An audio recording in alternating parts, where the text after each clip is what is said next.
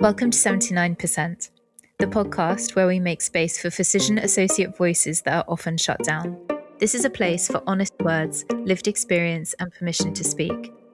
The views shared here are personal experiences and reflections on wider systems.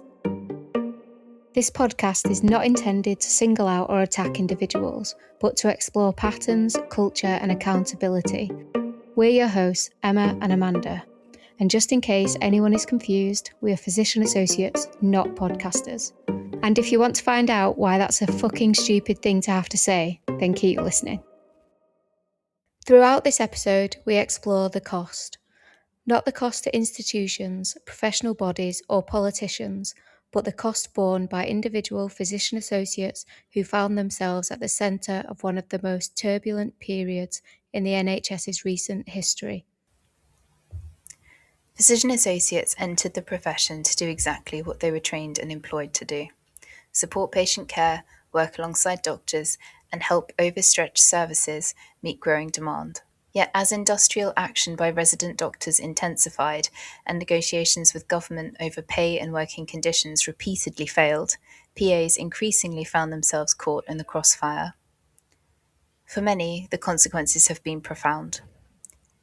When we talk about the cost, we are talking about more than professional uncertainty. We are talking about financial hardship, reputational damage, emotional strain, and the psychological burden of working under intense public scrutiny.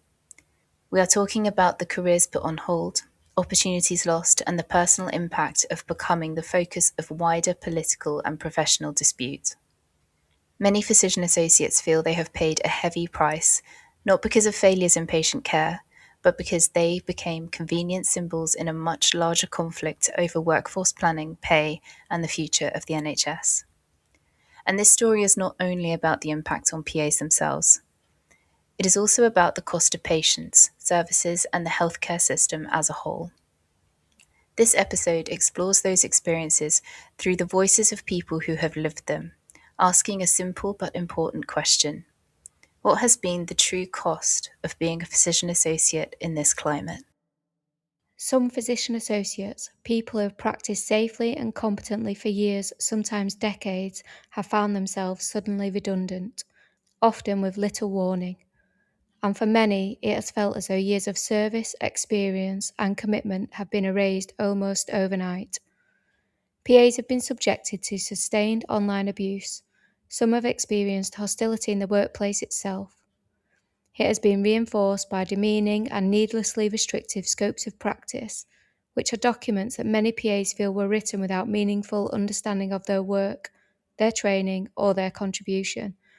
Documents written by doctors, including recent medical school graduates, and then formally published by the Doctors' Trade Union.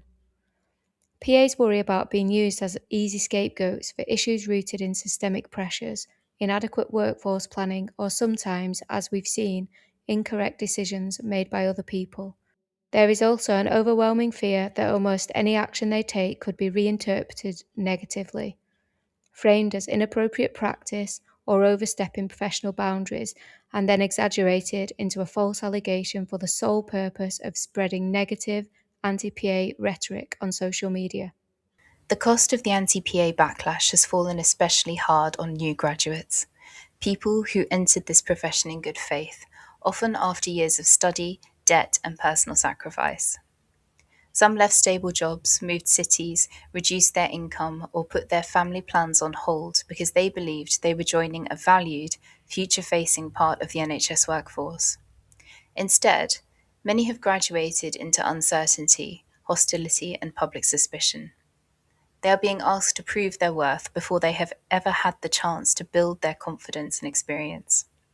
For career changers, the damage is particularly cruel. They took a risk to serve patients, only to find the goalposts shifting after they had already committed their lives, finances, and identity to the role. For new graduates, this backlash does not just threaten the first job. It threatens the fragile beginning of an entire professional life. It tells them that no matter how hard they worked, they're still treated as disposable, controversial, or somehow guilty by association. That is not workforce reform. That is a betrayal of people who were willing to contribute to the NHS and were then used as pawns in the dispute over resident doctor industrial action. What has been created is a culture of silence, fear, and forced compliance. At the very moment PAs are facing unprecedented levels of redundancy, many are also told directly or indirectly to keep their heads down, to stay grateful, and not make trouble. They are working under the shadow of potentially losing their jobs, while also enduring personal and professional hostility from people who should be colleagues, not adversaries. Speaking up can feel dangerous. Challenging unfair treatment can feel like risking your livelihood. Even defending your own profession can be framed as arrogance, defensiveness, or proof that you do not understand your place. So many PAs are privately living with panic whilst having to remain professional. They comply not because they agree, but because they are afraid. Afraid of being targeted, managed out, reported, isolated, or made an example of. And that fear is not accidental. It's what happens when a workforce is made insecure enough that survival starts to depend on silence. When members of the PA workforce are removed, restricted, or pushed out, patients lose appointments, access, and continuity. And continuity of care is one of the quiet strengths PAs have always provided. PAs often stay embedded within the same teams, clinics, wards, and communities, becoming familiar faces for patients who seek care. UMAPS has warned that more than 2 million appointments risk being lost as a result of PA job losses and restrictions. And behind that number, real people are losing access to NHS care. Patients wait longer for appointments, and the GP practice or hospital team have to absorb work that does not vanish just because the PA does. Removing PAs does not remove patient need, it simply redistributes it into a system already under strain, and patients are the ones left waiting. The phrase patient safety has too often been weaponised against PAs, as though concern for patients belongs only to those arguing for our removal. But that claim deserves scrutiny. Some of the loudest voices condemning PAs in the name of patient access and safety have also supported, justified, or taken part in repeated withdrawals of medical labour, consecutive days at a time, no fewer than 15 times since 2023, with a 16th full walkout planned for the 15th to the 19th of June this year. This is raised because patients are not protected by selective outrage. If distribution to care matters, then it matters consistently. If continuity matters, then the loss of a stable PA workforce matters too. Patients do not experience workforce politics in neat ideological categories. They experience cancelled appointments, longer waits, fragmented reviews, unfamiliar clinicians, and the disappearance of professionals who knew them.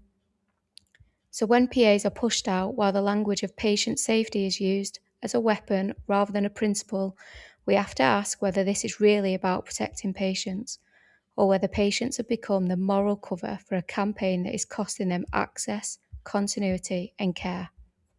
Doctors hold enormous trust, power, and responsibility, not only in relation to patients, but in the way that they shape the culture of healthcare itself. Their words carry weight. Their judgment influences employers, policymakers, the media, and the public. That is precisely why the hostility from doctors directed at PAs matters so deeply. When legitimate concerns are raised with professionalism, evidence, and care, they deserve to be heard. But when criticism becomes personal, demeaning, coordinated, or openly contemptuous, it calls something else into question. Not just attitudes towards PAs, but those standards of conduct expected from those whose voices carry the most institutional weight. Power in medicine can protect patients, support colleagues, and improve systems, or it can be used to intimidate, exclude, and make others afraid to speak up. And when a profession asks to be trusted with judgment, leadership, and moral authority, it cannot then treat cruelty, contempt, and professional intimidation as harmless side effects of debate. The irony is hard to ignore. A campaign that claims to be about professionalism has so often abandoned professional standards. A movement that says it's defending patient safety has helped create fear, instability, and the loss of continuity for patients. And a profession that asks the public to trust its judgment has, in some corners, allowed that judgment to be clouded by contempt. The very language used to challenge PAs, safety standards, accountability, integrity, has too often been stripped of its meaning. That is the deepest irony. In trying to prove that PAs are a threat, some doctors have revealed something far more uncomfortable about the culture within UK medicine. Throughout this episode, we explore the cost, the personal and professional burdens borne by individuals who have chosen to qualify as physician associates and continue to work in the current climate. From new graduates taking their first steps into the profession to parents balancing family responsibilities and many others in between, no single experience can fully capture the reality of what the anti-PA campaign has taken from PAs. Because these perspectives are so important, the cost will be a larger part of this podcast than previous episodes. Rather than trying to fit every story into one episode, we'll continue this conversation across a series of shorter episodes, giving space to a wider range of voices and experiences. The first of these will explore the perspective of new grads, and for that we welcome Taj to the podcast.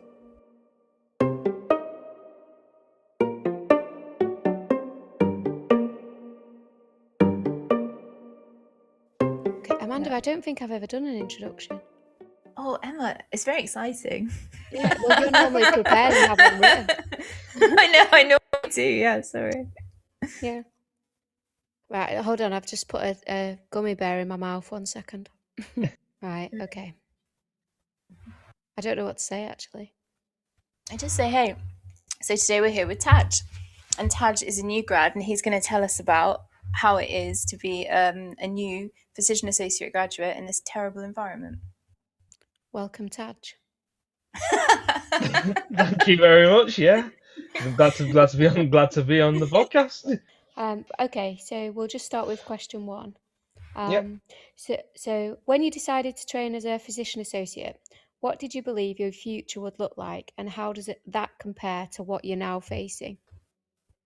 So when I trained for the program, I'd taken a year out from my undergraduate degree, and in that year I was sort of figuring out what it was that I wanted to do. So in that year I thought, okay, I had a couple of options. I was thinking maybe radiology.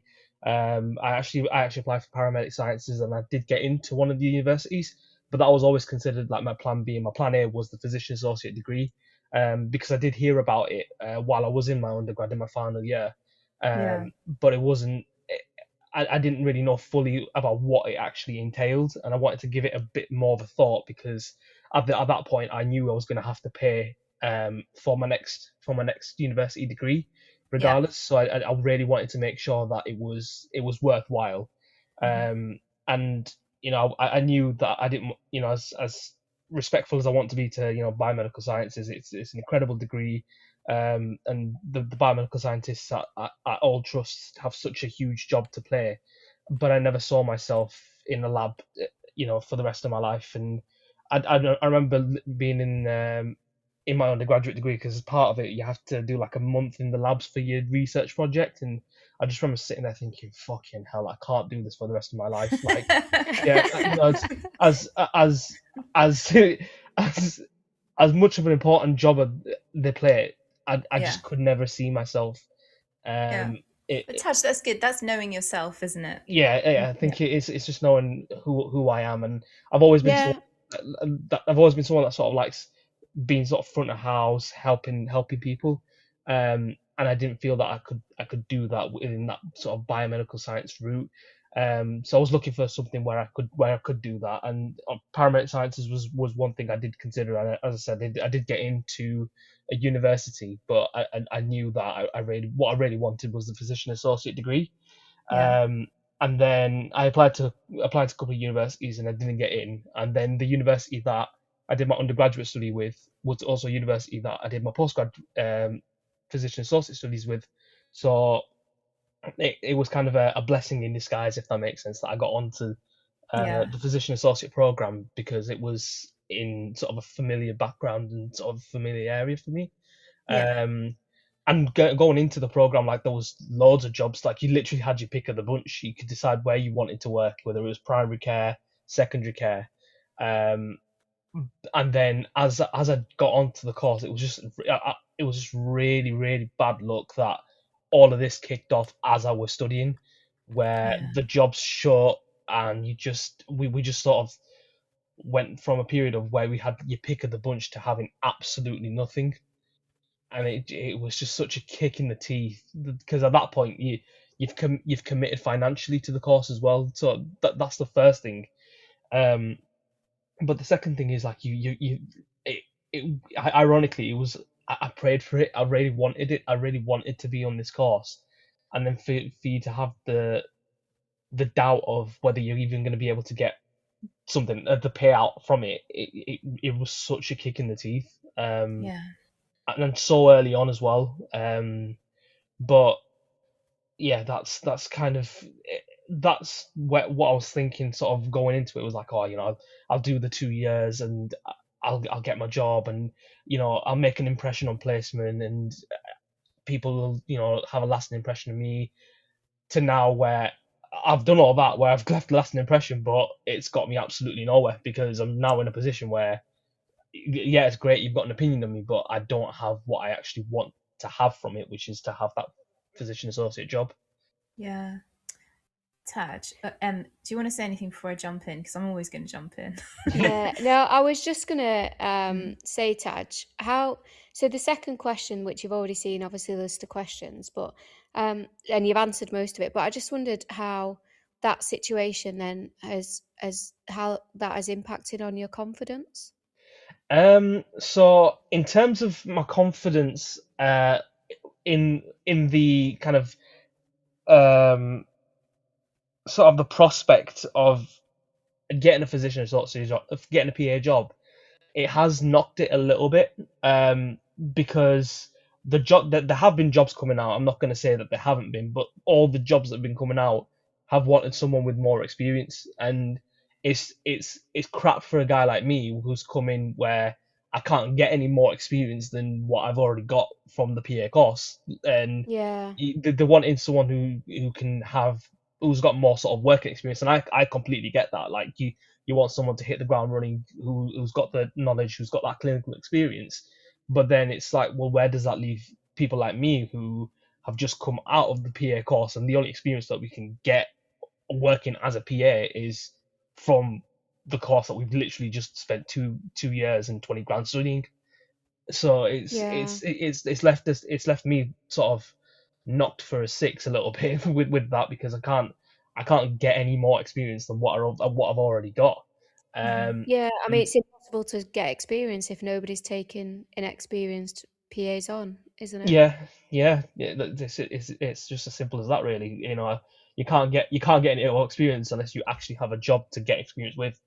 Yeah, And like I get the other end of it. Like I said, you want someone that's got that experience, and you want someone that you can depend on. You're not having to, I guess, hold their hand on all the way through. But at the same time, it then just leaves me in the position I'm in right now, where I can't move forward, and I can't exactly go backwards, and I'm just sort of stuck. It's like you're in quicksand, and you just all you can do is just sink, and you can't really get out. You can't move forward, and you can't sit there and go, oh, actually, if I can turn back time, like Yeah. you just sort of you're almost just sinking, and you've really got no other choice. Yeah.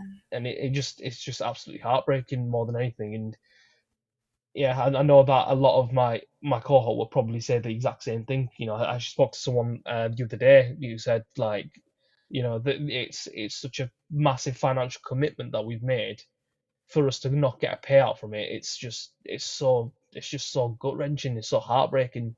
Ta- Um, Taj, sorry, what do you mean by payout? Do you mean a result, as in a job at the end of the road? Yeah, as in a Yeah. job at the end of the road, and then Yeah. sort of I don't want to say a return on your fees, but as in like Oh, yeah. some sort of A like return on your investment, yeah, definitely. yeah, Yeah. returning your investment more than anything, Mhm. because it's a massive part of we had a discussion about this the other day. It's not just simply paying 20 grand for a course. You've also got to think of it and think that time that you've spent on the course, you could have been working So it's about getting that money back from that, and kind of it all adds up really. Because there were people on my course who have families. There was a woman who was 35 years of age who had 3 kids to think about, and it's like for her, she's got absolutely no payoff from this because she's going back to what she was doing before, which was nursing. And nursing, it's still a very decent income, but at the same time, it's not. She's having to spend money to be on the PA course and then getting no payout from being a PA, if that makes sense. Yeah, Yeah, absolutely. Yeah, it makes a lot of sense, and it's upsetting to hear. Even though I'm not in that situation, it's quite hard to hear. yeah. Yeah, It's horrific. really sad. Um, Taj, given everything you've said, and I only asked this to kind of explore like exactly what's going on with you, I suppose. yeah. But have you now got some complicated feelings around not following the paramedic sciences path? Um, I guess sort of hindsight's a beautiful thing. If you could bottle it up, you'd make Hmm. millions, right? Yeah, I, I don't. I always say I don't have regret to have lessons. cool. I I don't regret taking the PA course on. It's something that I enjoyed. I enjoyed placement. I enjoyed the revision aspect of it. I know it seems a bit nerdy me saying that, but I did enjoy sort of revising for your single best answers and your OSCEs, and implementing that knowledge onto placement. I loved it. And even on the course, I made some incredible friends, and PAs will always stick together. If that, like, as kind of ironic as that is, Yeah. because everyone,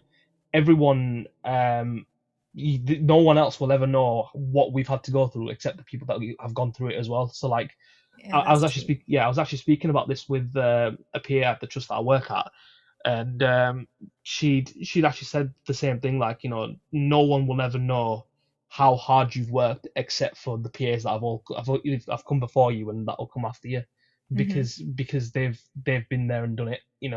We're talking quality improvement projects. We had a massive critical appraisal in first year, Yeah. and it's not as if we've just sort of been sat on our laurels, and you've managed to get a university degree. Like, we've put a lot of work into it, and it's not just educational, like, stress. You're thinking mental toll it has. It's Oh, just, yeah, it's Taj, huge. absolutely, love. And the way this is the whole point of this episode, isn't it? To go through all of that and then to come out and the government to have said, "Oh, we don't know about this," and you've certainly none of you have got jobs.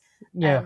It is heartbreaking that you're trauma bonded together, and I feel like Yeah. that's a pretty accurate term with all of Yeah, this. Yeah. that's actually quite accurate. Yeah, we're all trauma bonded together because Yeah, because absolutely. because because we're all going through it. And I think that's yeah, that's actually quite a good phrase to have, to be fair. Good phrase, yeah. Yeah. But I also agree with your, when you say PAs will stick together, I'm sure other people on other courses also, work hard and all that kind of stuff. But Yeah. thinking back to my course, so I started 2017, sorry, and Okay. then graduated 2019. And I do remember thinking at the time, I think there were about 25 of us, and they Hmm. were all really lovely people. We did not share that awful competitive kind of um, I don't know, competitive edge that the med students seem to have. Everyone was happy to talk, to help. I remember thinking I could actually go and sit with any of you guys at lunch and hang out. You know what I Yeah. mean? And I thought that even at the time, I thought that was remarkable for a group of 25 people. They were Hmm. really decent people. They were all older graduates. And I think everyone wanted to be there for the same reasons that you just said. We'd all made that decision as an adult. And we clearly loved what we were doing. Yeah. So I Yeah. do think Definitely. PAs are unique in that way. Yeah. Yeah. Yeah. 100%. Yeah. Taj, this episode we talk about fear, fear of speaking out and fear of being targeted. As a new grad, do you feel that pressure already, even before entering the workforce? Do you feel that there's a pressure to just keep your head down, and maybe even not tell people that you're a qualified PA? Do you feel pressure to just get on with things rather than complaining about things? I'm not scared to speak out because I think someone needs to, because if it's not Yeah. me, who else is it going to be? Yeah, Taj, I And love that. I yeah, admire Yeah. that. yeah, because I And that's think why 79% exists, isn't it? For that reason. so glad because it is just an absolutely shit scenario to be in. It is so annoying. It's so annoying that you put so much time in, so much effort in, and you're getting absolutely no payout for it. Taj, there's so much I feel like I can say about that. I think you can't help but think as a PA, well, of course, there's no role for us if we come under this massive Hmm. um, a campaign and attack against us. That Yeah. of course, there are no jobs for us. But I think it's worse. It's far worse when you're a new grad as a PA because we're in such an uncertain position. You never know whether that job's going to come. Do you know No, what I mean? no, you Like Emma don't. and I are sitting here in employment happily for the moment. We don't know how that's going to end, but you poor guys have gone through, Everything that we've been yeah, through for Mm. and nothing never got at a the end. reward. Yeah, Yeah, Yeah, yeah, yeah, yeah, yeah. There's and that's not lost on employed PAs. I yeah. think. I think all Absolutely employed not. No. PAs are like, thank God I'm in this situation, and I feel so sorry for everyone that's not. I think there Yeah, is an element of that. I will say that I don't feel like you guys are in this sort of bracket. But I remember when I was on placement, this was in my second year in the hospital. I remember going up to one of the PAs, and I was on really good terms with her. She, really really nice PA. And she just sort of said like, oh, I think all of us are just sort of depressed by this whole situation. And I sort of nodded along, say, yeah, yeah, that's great. And in my head, I'm thinking, but you have your PA job, like you're talking to someone who's literally walking out of a PA course without having a PA job, or yeah, even the prospect of a PA job, and I don't want to sit there and come across as abrasive or rude, but you have something that I want, and it's not a great situation for anyone, but at the same time I think people they should be just thankful for what they do have rather than complaining about, oh well, we've got X, Y, and Z to worry about when it comes to PA situation. And I'm not in any way disputing her feelings, but at the same time, you've also got to consider who you're speaking to as well. Like Yeah, you are speaking to someone who has no prospect of a PA job, walking out of a PA degree, where I'm sort of still doing quality improvement projects. I'm still revising for SBAs and OSCEs, and I'm working towards absolutely nothing at this point. it's such Um, a shame, Taj. yeah, Yeah, because you're it's, doing your absolute best, aren't you, and have done throughout that course. And yeah, there needs to be something back at some point. yeah, yeah. Because you yeah, still need to pass it at the end, don't you? Mm. You yeah. still need to pass it. You've still got to put all the work in, all the effort in. And it's not even just the university degree. That's step one. Then you think to yourself, you've got to get Yeah. nationals out of the way, and that's a whole other sort of ball game as well to think about. Um, because like another thing is that sort of the people on my course, I think I can only think of two other people, barring myself, Mm. who sat both aspects of the nationals because they were just also just done with the situation with the PA, with the prospect of a PA job. Some people didn't even sit any aspect of the nationals, and some sat just like one. And 9 times out of 10, it was the OSCE. But I, Mm. I get why. Like I understand why you would just sit, or wouldn't sit the nationals at that point, because what are you working towards? You're gonna go through a month's worth of revision, then Yeah. sitting exams. You think about And you've got that's to enough. pay for that exam, Yeah, it's Yeah, 300. yeah. haven't you? What You've got it to was pay for the 350 exams. quid when we did it, right? It's not an Yeah. insignificant amount of money Per It's exam, wasn't it? per They were exam, like 600 absolutely. 700 altogether. Yeah, it Yeah, was it was quite. about a grand that I paid in mine, so it's gone up a little Yeah. bit. Yeah, Oh, yeah, of course it has. Yeah. yeah. Yeah. So it's just that's a grand out of my own pocket that I've had to fund to Yeah. go to get myself, licensed up with the GMC for the prospect that there may potentially be a PA job that comes up. But in Yeah. but again, in that sense, I also don't regret taking on the nationals as well, because I would have been kicking myself if a job came up and I wasn't able to apply for it for the sake of the fact that I don't have a Yeah. GMC qualification. So I don't regret taking them on the nationals, and I looked at it as like that's the last sort of chapter of my PA life, and whatever happens after that happens, and whatever will be will be. Well done, Tad. Yeah. Yeah, you fully completed it, haven't you, at that Yeah, point? Yeah, yeah. absolutely. Well done. So, Taj, what kind of, if you don't mind talking about this, you're welcome to say you don't want to, but I just wondered what impact all this has on your life outside of work. like your personal life, finances, housing, any future plans? You know, I don't know if you've got children or you plan to have children or you're married or plan to get married. Like, has it affected all of that? So when it comes to finances, I guess I've been sort of blessed right now that I'm living at home with my parents. I haven't had to pay for bills. Like I'm in a sense blessed in that way that I've not had to worry about that. Yeah, It has obviously put a bit of a stall on what I wanted to do, which is obviously post PA. I was thinking getting my job, getting my PA job, like it goes back to the sort of the first question that you asked me about, what did I sort of envision my life to be like after the PA degree? Well, I thought to myself, I'll get my PA job, work that for maybe 12, 18 months, and then start thinking about maybe moving out, settling down, getting married. I had that in mind.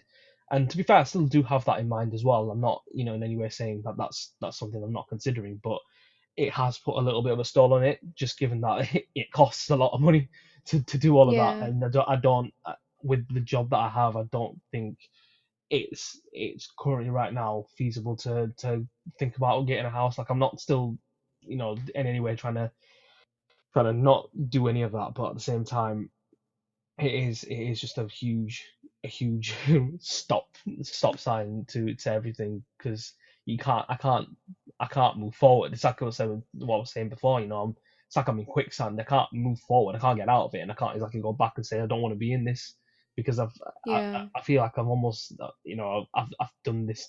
I don't want to say I've done this to myself, because it's a situation that I couldn't have controlled, or I couldn't have envisioned me being in this. But at the same time, I do feel that it has just put a huge pause on my life at the minute, and I can't really find any way of starting up. But I've just got to think to myself, I'm always been sort of a glass half full kind of person. I'm always trying to look things on the brighter side, and yeah, I've just got to have a bit of faith, and yeah, especially as the fact that I'm Muslim as well, so I'm always praying to God and trying to just ask for just a little bit of light, and I know that it will come, God willing, it will come for me. So yeah, that's kind of how I've thought about my future plans. Yeah, well, I um sincerely yeah. hope it does, Taj. I mean, yeah. it I won't do. get it won't get much worse, right? No, no, you can't. At least You professionally. literally cannot get Yeah, any worse than this. Like no. we are 70,000, like we are in the absolute shit right now, and you can't get any worse than this. It's as bad as it gets. Yeah, yeah, Professionally, for sure. Yeah, professionally, yeah, Yeah, definitely. yeah, yeah, yeah. yeah. Absolutely. And Hopefully. we'll all learn from this. Do you know what I mean? I agree with you, Taj. Like, if we're going to be philosophical about it, I've learned stuff about myself throughout this process. Also made some fantastic friends. Like, as much as I'm somewhat disappointed with the PA response, there have been some incredible PAs who've really stood up. And I'm really proud of what this profession has done to fight back. So Yeah, there are definitely good things that have come out of it, but I think none of those good things add up to make it balanced. I knew it was fighting a difficult battle, but one thing I really thought about was, I'm not alone. I'm not in the boat by myself. There are people who are genuinely wanting to fight for me. Yeah, And to be honest, like, I know we've gone on the whole I know this whole this podcast will come across as like, oh, we're pro PA, and like we're not gonna, we don't believe in any other profession, and the fact that they don't support anything, but they don't support us. But there have been like doctors, in on placement, like when I was on placement as a PA student, I did have junior doctors who came up and who've worked with PAs. Like, for example, there were junior doctors who just rotated on the respiratory ward, and there was a PA that had been working in respiratory for 6 years. Um, and they all sat there and went, "Oh, he's really, really good. Like, he knows his stuff. He knows exactly what's going on." So yeah. you do get doctors who have worked with PAs, and they've gone, you guys are actually quite good. Taj, Um, Taj, I totally agree. Go on. yeah, Taj, the majority of doctors are supportive. yeah, They're they just are. not the loudest ones. Yeah, It's the That's just it. loudest ones. They're the smaller group, but they're louder, and that's what we're absolutely. we're up against. That's it. Yeah, And they're far more aggressive. And if Yeah, they're we're very really honest aggressive. Yeah, about it, it's very easy to slag doctors off, especially on something like this where you've got a load of pissed off PAs altogether. Very, very easy. But there is a huge army of silent, supportive doctors out there. Well, yeah, Otherwise, definitely, most definitely, we yeah, would not be here. Do you know what I mean? yeah. All of the physician associates in employment absolutely would not be here. So there I are mean, I doctors think, fighting our corner. yeah, I think for me and you, Amanda, we both work with incredibly supportive doctors, Excellent don't we? doctors. Excellent Yeah, doctors who amazing. are, Like, couldn't ask for a better yeah, team, me. yeah. And I understand how lucky I am.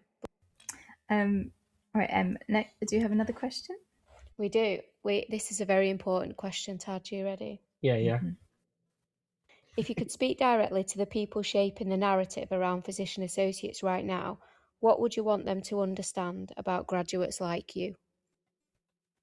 Um, I mean, Emma, I don't think they give a shit. Like, as much as I'd love to sit there and go, oh, you guys, what you're doing is so damaging to peers in terms of, like, the prospect of a job or the mental health they have. Quite frankly, I know I'm speaking to absolute assholes who don't really care, because it's not directly affecting them.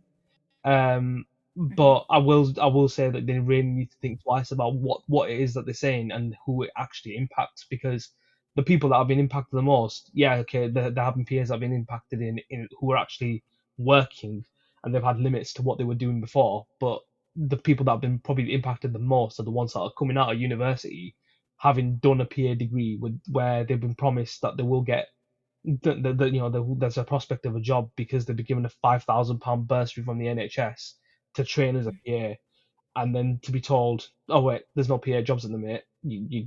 That's it. You've worked 2 years and you've basically just thrown into the gulag essentially with it. Yeah. I think my to answer your question, they really just think twice before you put something out like that, because you've also got to understand who it is at the end of that, and who's reading that and who it really affects, because there are PAs who have who haven't even had that chance to determine whether they are you know I don't know, I guess safe, or they're fit for purpose, with this NHS system, or with just in general work.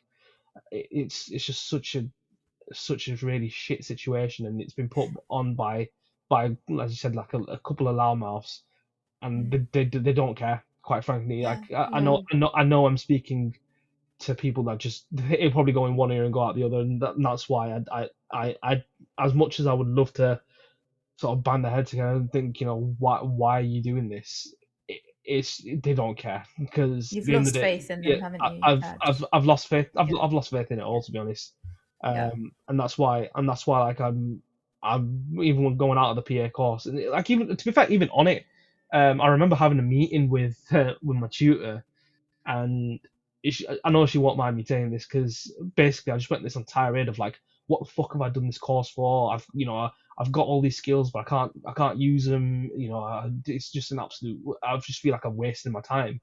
And Yeah. then she sort of sat down and went, whoa, just slow things down. You've also got to look at what this course has given you, and the other skills that it's giving you. It's giving you more than just the skills that you need to become a physician associate. So you need to really go away and just think about what you can actually do with this course. But that's not a solution, to Yeah. the problems. It's great. It's an answer, Yeah. but it's not a solution. The solution is you need to put those jobs out there for us to, Yeah. yeah, for us to work, because we've worked way too hard and we spent Yeah. way too much money, and it's been way too long for us to Yeah. not have that. Dad, it really strikes me as a waste. I'm listening to what you're saying and I'm just thinking, what a waste, what a waste. Even when you mention a bursary, you think, what a waste of money. Do you know what I Yeah, mean? If you're not going to give this person a job at the end, what a waste of money. What a waste of effort that person's put in. What a waste of time, everything. yeah, Um, it. Oh yeah, I see where you're coming from. yeah. No, I it haven't just ended that very well. It just seems it's such a profound waste. yeah, no, Yeah. no, Yeah. yeah. I literally couldn't have worded that any better.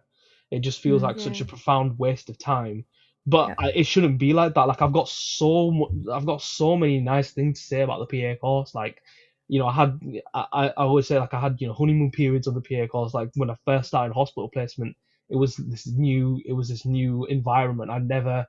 I'd never done wards, in ever, with any Yeah. remit of what I was doing before the PA course, and I was able to, do the ward jobs. I was able to, scribe on a ward round as a PA student. I was able to help out with jobs lists. I was able to, um, even offer my opinion on a patient's care. Like Yeah. I was able to do that as a PA student. I was able to go review a patient, an elderly when they were short staffed, Yeah. and I was able to do that on the PA course. So I've got some really really nice things to say about it, but with all the stuff that's going on at the minute, it's just clouded absolutely everything Yes. to do with it.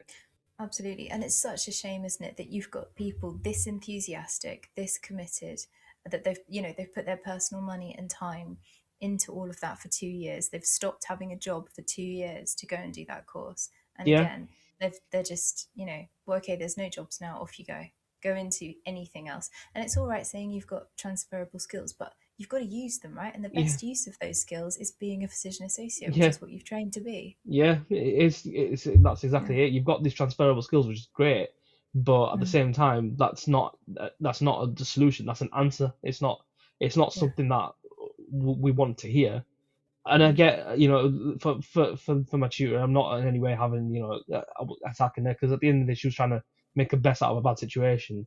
Yeah. But at the same time, what she was saying wasn't exactly what I wanted to hear. But I don't think anybody was going to tell me what I was going to hear, because we were all just Well, you going through wanted it. to hear that you were getting a job. Yeah, yeah, Yeah. exactly that. I wanted to Absolutely. hear, I You wanted to, deserved that, Taj. Yeah, That is yeah, what you deserve, and it's what all the grads deserve.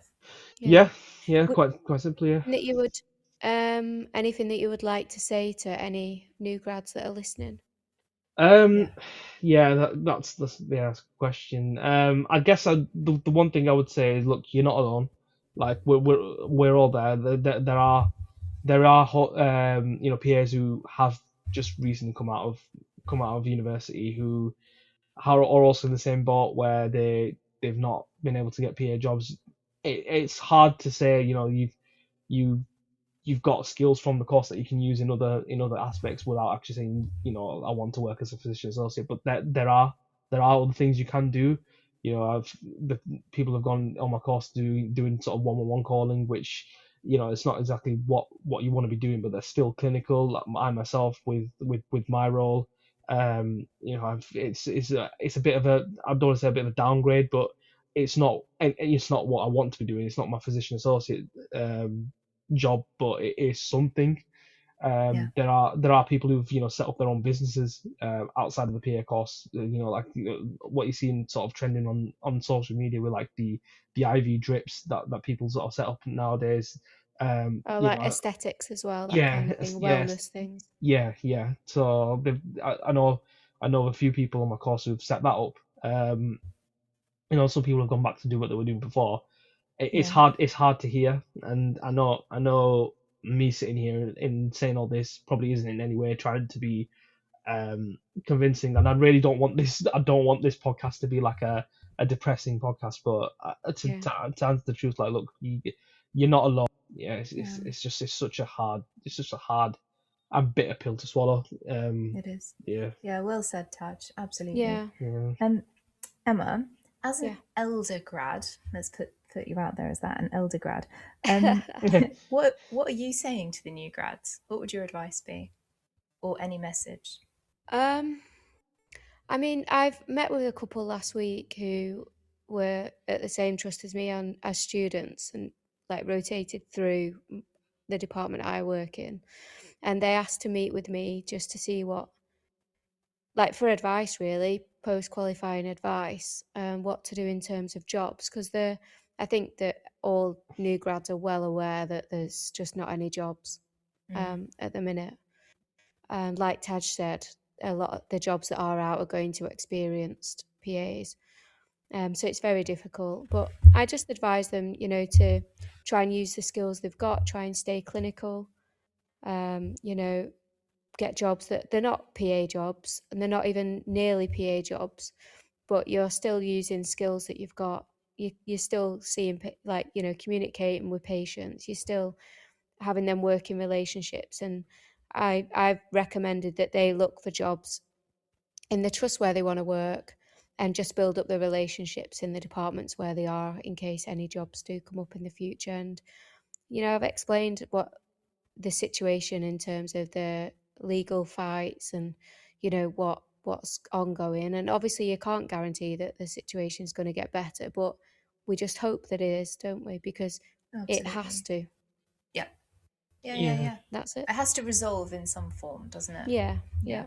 It can't get any worse. It literally cannot get any worse. And this is not a long-term, this is not a sustainable resolution where we are. Yeah, You're right. It can't stay like this, can it? So no, it's going to go one way or the other. Yeah, exactly. Yeah, and hopefully, a little bit of hope and fight, and it will go the right way. The right way. Yeah, which means you'll have a job, Taj. Yeah. Fingers crossed. Yeah. Maybe next time we speak, I'm actually working as a peer. Who knows? I sincerely hope so. Hopefully, Taj. I hope you are. Yeah. Well, Taj, thank you for that episode. It was just incredibly honest, wasn't it? And that's what people need to hear. And that's what this episode, The Cost, is about, isn't it? The impact on real people. Yeah. Absolutely. Yeah, no, I appreciate it. Thank you very much.